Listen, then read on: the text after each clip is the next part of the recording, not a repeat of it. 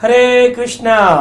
तो हमारे भागवत प्रवाह में आपका स्वागत है और आज हम एक विशेष प्रसंग पर चर्चा करेंगे श्रीमद् भागवतम के स्कंद 4 के अध्याय 24।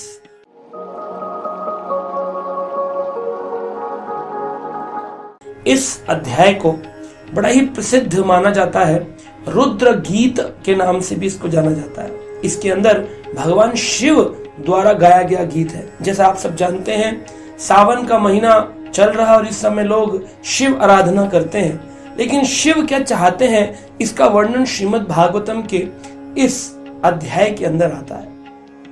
तो यहाँ पर बताया गया, जिस प्रकार आपने सुना पिछले प्रसंगों में, पृथु महाराज ने भगवान के धाम को प्राप्त किया। पृथु के ही वंश में आगे चल कर के एक राजा हुए जिनका नाम था प्राचीन भविष्यत। उनकी पत्नी का नाम था शुतधुति, जो कि समुद्र की पुत्री थी।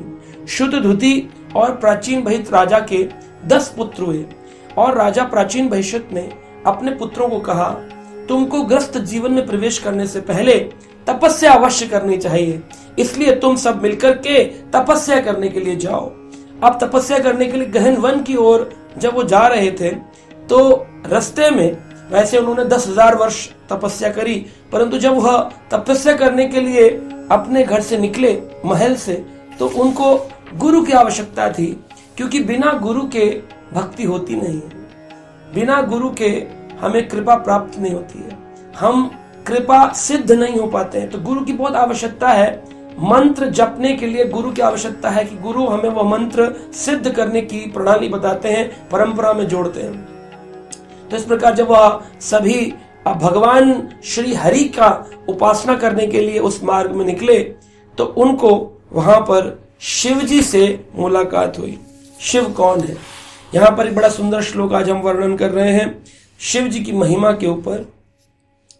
4 स्कंद अध्याय 24 और श्लोक संख्या है 18।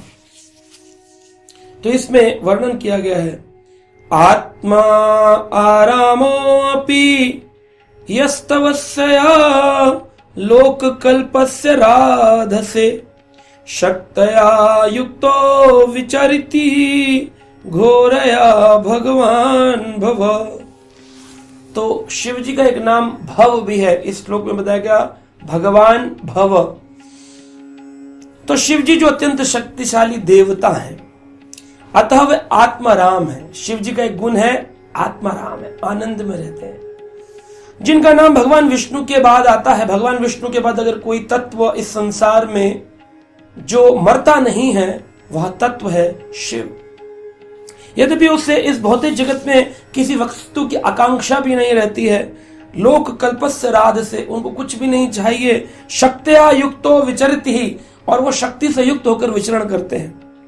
संसारी लोगों के कल्याण के लिए कभी काली, कभी दुर्गा के साथ पार्वती, सती आदि के साथ भव और भवानी, इस भव सागर के नियंता बना करके भगवान के द्वारा भेजे जाते हैं। तो यहाँ पर शास्त्र में बड़ा सुंदर वर्णन किया गया है कि शिव जी जो हैं उनको भगवान कृष्ण के भक्त बड़े प्रिय हैं। तो राजा प्राचीन भविष्यत के पुत्रों को देखकर शिव जी बड़े प्रसन्न हुए। शिव जी ने कहा, भक्तों को मैं प्रेम करता हूं और भक्त मुझे प्रेम करते हैं। यम परम रहस्यम साक्षात त्रिगुणात् जीव संगितम भगवंतम वासुदेव प्रपन्नम सा प्रियम ही में। मुझे भगवान के प्रपन्नम यानी भगवान के जो शरणागत जीव हैं, वो शिव कहते मुझे बड़े पसंद, और मैं उनको बड़ा पसंद हूं। क्यों? क्योंकि जितने वैष्णव हैं वो सब जानते हैं शिव जी से बड़ा वैष्णव न तो कोई हुआ है न होगा। वैष्णवानाम यताम शंभो, शंभु से बड़ा कोई वैष्णव नहीं है। ये भागवत का प्रसंग है, ये कोई ऐसी मनगढ़ंत धारणा नहीं है। कई लोग बोलते हैं जी ऐसा तो नहीं है, शिव पुराण में तो शिव जी को बड़ा प्रमुख बताया गया है, आप कहते हैं कि विष्णु प्रमुख है। देखिए, वेद व्यास जी ने पुराणों को 3 भाग में बांटा, तमोगुण, रजोगुण और सत्वगुण।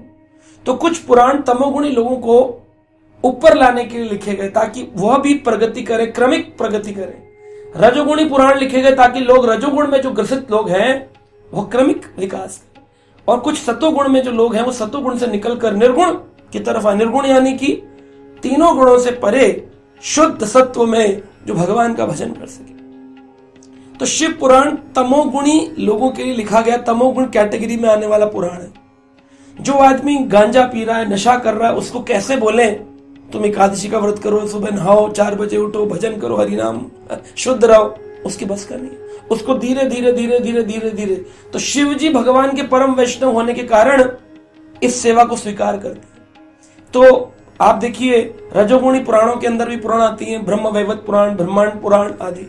सत्वगुणी पुराणों में विष्णु पुराण, गरुण पुराण, पद्म पुराण, श्रीमद् भागवत पुराण, ऐसे पुराण सत्वगुणी पुराणों में आते हैं।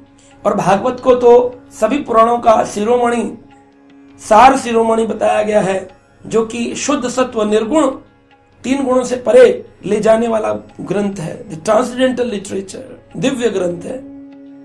उस दिव्य ग्रंथ की यहाँ चर्चा चल रही है, इसलिए यहाँ बहस की कोई बात नहीं है।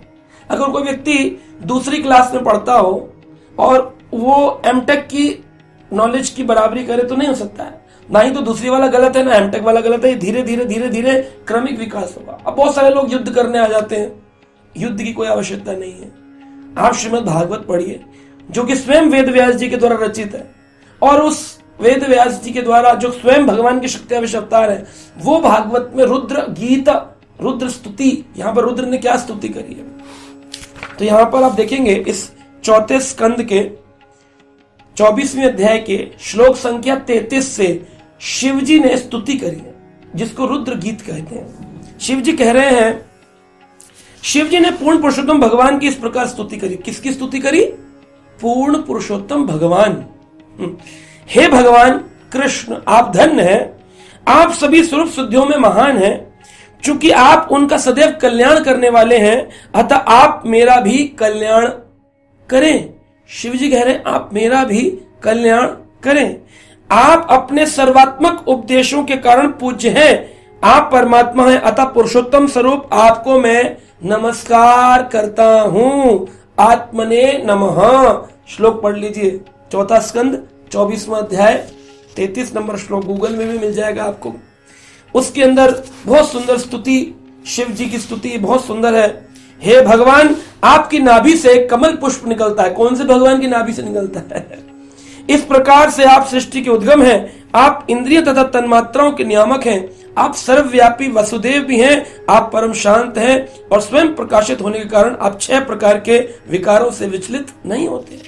6 प्रकार के विकार होते हैं कि जन्म होता है, आदमी बड़ा होता है, फिर वृद्ध होता है, बूढ़ा होता है, जर्जर होता है, मृत्यु को प्राप्त होता है, फिर अन्य। इसको परिवर्तनशील 6 प्रकार के परिवर्तन गीता में बताए। इस प्रकार भगवान शिव ने बहुत सुंदर स्तुति करी और उन्होंने सभी परिचिताओं को बताया भगवान विष्णु, भगवान कृष्ण की भक्ति से बढ़कर के कुछ भी नहीं है। इस प्रकार शिव जी ने प्रार्थना करी कि प्रभु, मैं भी आपका दर्शन करना चाहता हूं। दर्शनम ही दीक्षुणाम देहि भागवत अर्चितम रूपम प्रियतमम स्वानम सर्व इंद्रिया गुण अंजनम। हे भगवान, मैं आपके उस रूप में देखने का इच्छुक हूं जिस रूप में आपके अत्यंत प्रिय भक्त आपकी पूजा करते हैं। आपके अन्य अनेक रूप हैं, किंतु मैं तो उस रूप का दर्शन करना चाहता हूं जो भक्तों को विशेष रूप से प्रिय है। आप मुझ पर अनुग्रह करें और मुझे वह स्वरूप दिखलाएं। शिव जी बोल रहे हैं, मुझे वह स्वरूप दिखलाएं, क्योंकि जिस रूप की भक्त पूजा करते हैं वही इंद्रियों की इच्छाओं को पूरा करता है। भगवान की सुंदरता का, श्याम वर्ण भगवान के सुंदर स्वरूप का शिव जी ने वर्णन किया कि किस प्रकार भगवान कृष्ण दिखते हैं। भगवान अपने मुक्त तथा दयापूर्ण हास्य तथा भक्तों पर तिरछी चितवन के कारण अनुपम सुंदर लगते हैं। तिरछी चितवन किसकी है? तिरछी नैनों वाले ने भजन आता है। ऐसा जादू किया भगवान श्याम सुंदर, तिरछी नयन। भगवान विष्णु की तिरछी नयन की बात नहीं होती है, कृष्ण। और उन्हीं के सुंदर स्वरूप का दर्शन करने के लिए शिव जी यहाँ ललायत है, इच्छा व्यक्त कर रहे हैं, मुझे दिखाइए प्रभु अपना वह स्वरूप। और भक्तों को भी कह रहे हैं भगवान के चरण कमल से सुंदर, चरण कमलों से सुंदर चरण कमल, कमल चरण भगवान कृष्ण के, उनसे सुंदर संसार में कोई चीज नहीं जिसमें व्यक्ति अपना मन लगा सके। जब भी मैं ध्यान करता हूं, शिव जी ने कहा, मैं श्री हरि के चरण कमलों का ही ध्यान करता हूं। इस प्रकार से देवी देवता लोग भी भगवान की भक्ति चाहते हैं।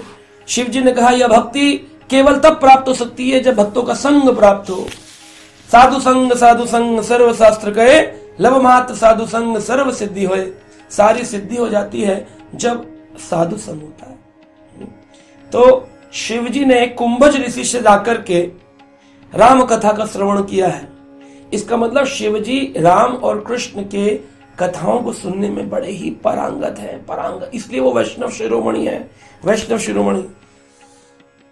तो यहां पर शिव जी ने ये बात प्राचीन भविष्यत राजा के पुत्रों को बताई और कहा असत्संग का त्याग करो, सदा किस में रहो, भक्त संग में रहो।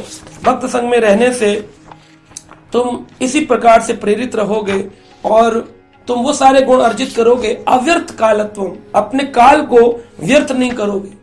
एक काल भी तुम व्यर्थ नहीं करोगे जिसमें तुम कृष्ण चर्चा न कर सको। शिव जी ने कहा मैं तुम्हें आदेश देता हूं गुरु होने के नाते। क्या आदेश दिया? अतः हे राजकुमारों, भगवान सबके हृदय में स्थित हैं, वह तुम लोगों के भी हृदय में है। अतः भगवान की महिमा का जप करो। ये शिव जी कह रहे हैं कृष्ण का जप करो। तो सावन के महीने में शिव जी पर जल चढ़ा रहे हो, शिव जी क्या कह रहे हो वो तो समझ लो। शिव जी कह रहे हैं जप करो कृष्ण का और निरंतर उन्हीं का ध्यान करो। ऐसा करने से तम एव आत्मनम आत्मस्थम सर्वभूतेषु अवस्थितम पूज्योद्धम गृहस्थश्चा ध्यानस्थचा अस्कृतम हरिम।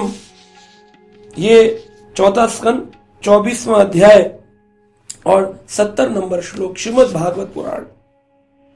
अब देखिए सब लिखा है हमारे पुराणों में, लेकिन लोग युद्ध कर रहे हैं, अपने अपने मन की बातें बोल रहे हैं, उन सब से क्या होगा। इस प्रकार प्राचीन भविष्यत राजा ने रुद्र गीत गाया।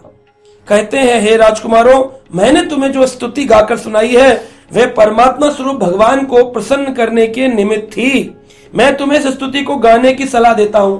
तो ये स्तुति रुद्र गीत कहलाती, इसको गाना चाहिए। शिव जी ने अगर कृष्ण को प्रसन्न कर लिया तो हम भी अगर वो अनुगमन करें उनको प्रसन्न कर सकते हैं, क्योंकि ये बड़े से बड़ी तपस्या के समान प्रभावशाली है। शिव जी कह रहे हैं बहुत बड़ी तपस्या करने का फल केवल इस गीत को गाने से मिल जाएगा। इस प्रकार जब तुम परिपक्व हो जाओगे तो तुम्हारा जीवन सफल होगा और तुम्हें सारे अभिष्ट लक्ष्य की प्राप्ति हो जाएगी। जो भी लक्ष्य प्राप्त करना हो इस रुद्र गीत को सावन के महीने में गाएं, ये सबसे उत्तम है। गीतम मयदम नरदेव नंदनहा, शिव जी ने इस बात को व्याख्यान किया। तो आशा करते हैं आपने इस रुद्र गीत को समझा। शिव जी के बताए आदेश को आप भी पालन करेंगे और अपने सावन के इन महीनों का आनंद से हरि भक्ति करके और आगे अपनी प्रगति करेंगे। हरे कृष्ण।